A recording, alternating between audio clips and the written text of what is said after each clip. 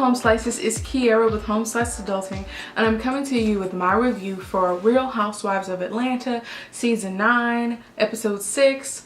I can't promise that this won't be a long video, so let's get right into it.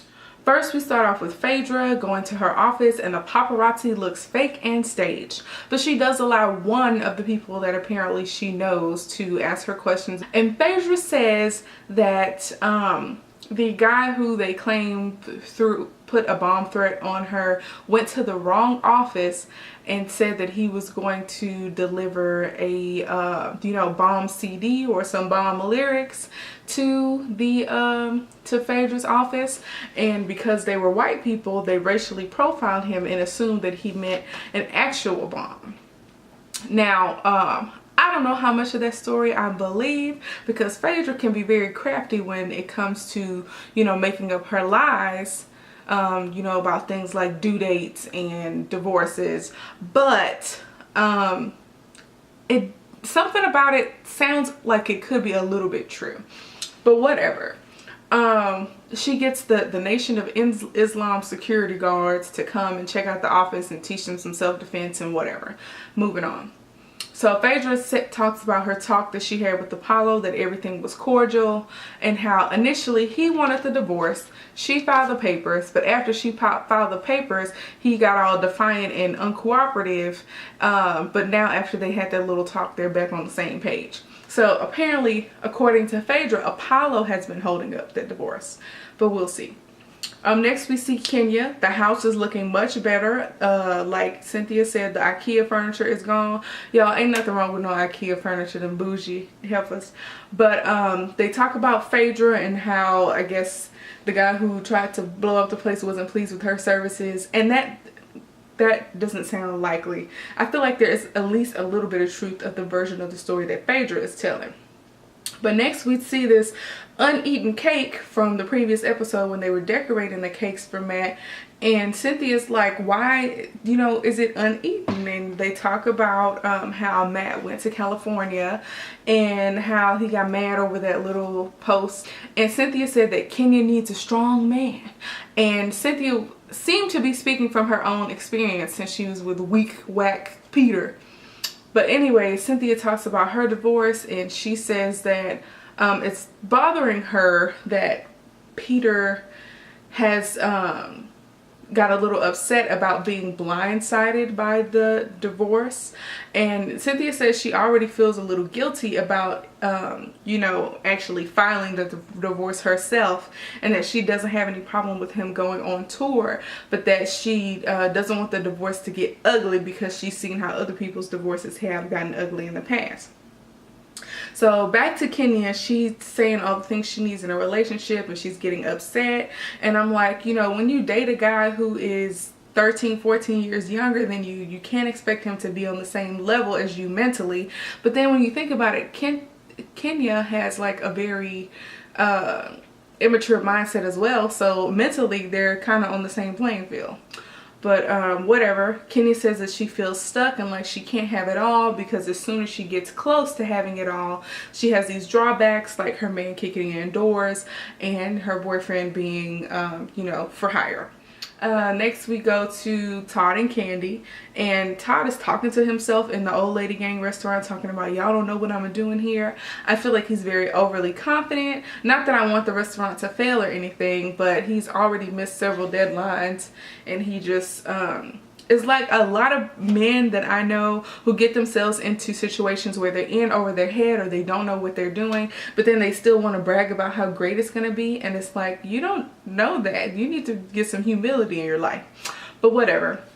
Candy comes in with her whack ponytail, and Todd is very cavalier about how long it'll take for the restaurant to be ready, but Candy wants to do a taste testing so they can get the food portion right, since Todd is busy trying to get the menu right. Next we see Portia and Portia's mama, who's a hot mama, and I don't really like the light blonde hair on her, but I always thought her mom was very cute. And Portia says that she's looking for a house because her lease is up in the next 45 days. Lauren comes in with some boxes and she's like, yeah, we're gonna get started moving out now. And I mean, if the house is as big or as full, then they do need to get started moving. you know, from what I remember, it's like 8,000 square feet. Yeah, they need to start packing right away. But Portia, of course, don't understand that because 45 days is also 3 weeks. So yeah, whatever. She's clueless. She wants to get a house so she can have a family, and she starts talking to them about Todd Stewart, her new / old boo. And then that's when we find out that her family doesn't know who Todd is, because in addition to dating Todd, she was dating somebody else at the same time. Portia is just looking like more of a HOE as the time goes on. But, you know, who am I to judge? But Mama Joyce got on my nerves. I don't know why they dedicated so much of this episode to her and her confessional. All she does is stir the pot on stuff that has nothing to do with her. She went up to the most popular divorce attorney in Atlanta's office, looking like Carmen Sandiego, asking about how quickly someone can get a divorce based on incarceration. Randy ain't stupid. He know who she talking about, but he shouldn't have even entertained her. Why? I mean, what does it have to do with you? Absolutely nothing. Now, Mama Joyce claims that she's out for Phaedra because Phaedra is out for Candy. Now, one, there's a difference between being out for someone and just growing apart from someone.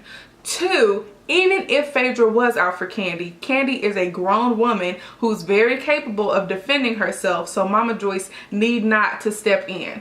People think that Mama Joyce is funny for doing stuff like this and stirring the pot, but I think it's absolutely ridiculous, and that she needs to go find some business or find her 4th husband and sit down somewhere. It's very annoying to me, and she needs to stay in her place as somebody's mom and stop trying to hang out with Candy's friends, because that's inappropriate.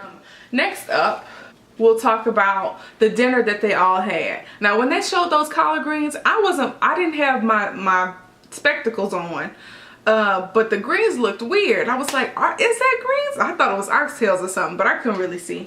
But Mama Joyce did look good. I'll give her that. And at least Candy was kind of trying to calm Mama Joyce down with all the BS.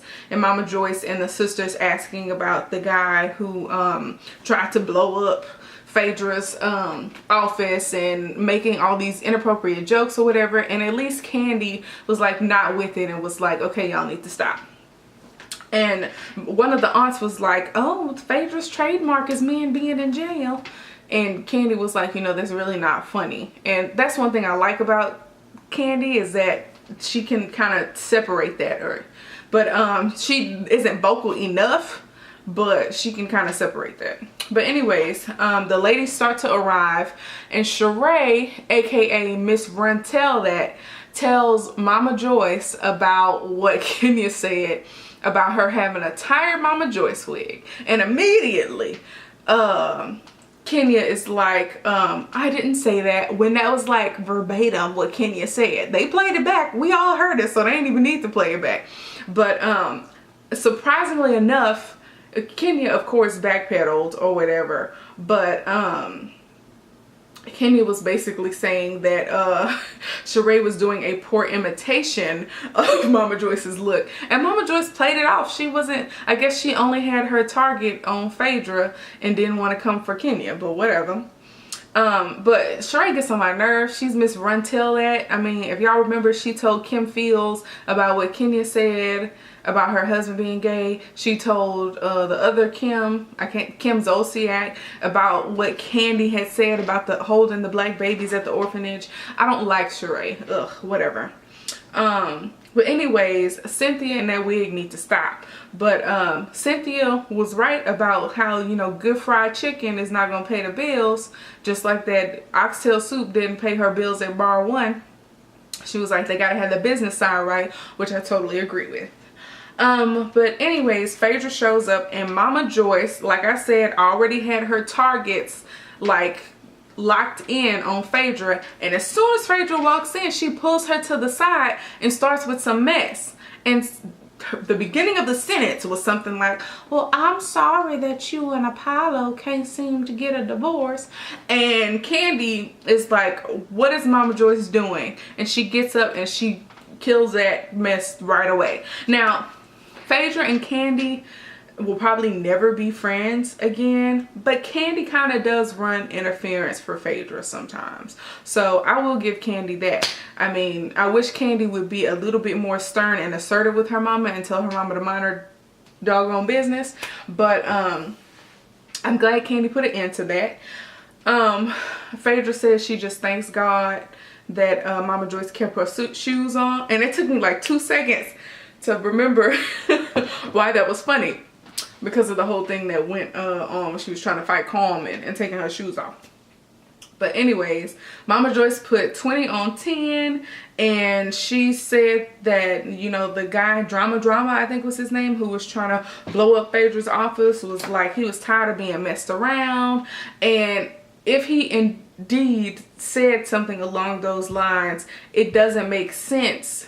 Phaedra's excuse for him dropping off music doesn't make sense if those were indeed things that he said. But it's easy for somebody to come up with something and say, oh, she's his lawyer, he might not have been satisfied with the services, that's why he wanted to blow it up. And it's easy for somebody to come up with some stuff like that and make up things that he said. So whatever. When I wasn't feeling it when Phaedra brought up the Black Lives Matter movement. This time it was actually a little bit applicable in this situation, because if it did go down the way that it happened, he was racially profiled. On the other hand, I didn't understand why Kandi was so mad. I mean, if I guess she was saying that she shouldn't bring up Black Lives Matter because the situation actually frightened Phaedra to the point where she had to hire a bodyguard. But I don't see what that has to do with Kandi and why she was like mad at it, whatever. So Sheree inappropriately asked about Block. And Kandi's like, what'd you say? So she asked about Block in the company of everybody else. And it's clear that Sheree is the person that you don't want to involve in any of your personal business, because she will tell it. Just tell it all in front of everybody. If Sheree and Kandi were the only two people who initially had the conversation about her and Block, those are the only two people that any updates about that situation should be between. And Sheree doesn't understand that. It was very inappropriate, and Kandi should not have entertained it, because that opened up a segue for Sheree to go after Portia. And now everybody at the table knows that Portia was involved with Kandi's baby daddy, and now they have to do this whole explaining thing, and everybody starts backpedaling. Kandi basically says, oh, I didn't say that, and then Portia is like, oh, we dated but we didn't have sex. So and then Block was all like, oh, well, Kandi doesn't want me to be in Riley's life, but I've been active in her life. And deadbeat daddies don't want to look like deadbeat daddies to women, because that's not attractive. So whatever. I'm over it. I'm over Sheree. I really don't like Sheree. I really am not here for Mama Joyce either. So next up we see Kenya trying to contact Matt, but he's still in LA. And then we see Kenya's garage looking a hot mess, and Kenya getting crying and very upset. And Cynthia calls her and she was like, why are you crying? And she says, Matt got upset and I took his key away, and he kicked in the garage door while trying to come get his stuff because he was drunk.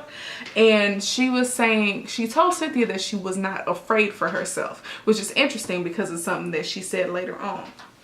But she said that she pulled one of the producers to the side and she was talking to her or him, I don't know who it was, but she told them that Matt was insecure in their relationship because he feels like him being with a celebrity is kind of like too good to be true. And she said that she admitted that she was not very nice to him in the beginning. But I mean, that's kind of true for a lot of women who get hurt in relationships, is that they're not here for the BS initially and they have to be warmed up. But he called and he's like, if you have it in your heart, can you take me back? And she's like, well, we need to talk about this in person, and the camera crew is about to leave. Now he shows up 30 minutes later and he feels ambushed because the cameras are still there. He was under the impression that they were leaving so that when he showed up they would be gone, and he wanted to talk to her in private. I feel like he had a right to be mad about that, but Kenya had a point too, that this is her life, and you know, if they are going to be together, then he has to deal with it. So anyways, they have this argument, and he said that he was going to run to Cali and that he was going to stay, and she called him back with all of these sweet text messages and stuff. I guess he thought that things were going to be back okay, but Kenya was still mad. He says, Kenya says that, you know, you have me out here looking stupid because I'm staying with you and I don't file police reports and I don't do this and I don't do that, and I can bury you if I wanted to. And Matt brings something to the light that Kenya is verbally abusive to him, which is something that I don't think any of us are surprised by. I think men who are with women who have more fame or celebrity or money than them already have this little ego thing, because society has told them that the man is supposed to be the breadwinner. So when they have to operate outside of those gender norms, then things get uncomfortable for them and they become insecure, which is a problem that Matt has. But the issue is that as a woman, if you are the more famous one, it definitely does not help the relationship if you are talking down to him. He says that she talks to him like he's a farm animal, and I don't necessarily disagree with that, because it was kind of the same situation with Portia. Kenya talked down to Portia and pushed Portia to violence, not justifying it, but because Portia was not mature enough within herself to, you know, kind of breathe and take everything in and fight with her words, she moved to violence. And after somebody commits a violent act against Kenya, she immediately erases her memory of all of the things that she did to provoke that violence, and it becomes a session where she's just yelling and screaming at you for doing the violent thing, but not looking inward at herself for realizing that she provoked that type of thing. So I'm not here for that with Kenya. So I definitely believe everything that Matt said, but it really doesn't justify all that stuff. And so what I meant to say was, Kenya was like, you know,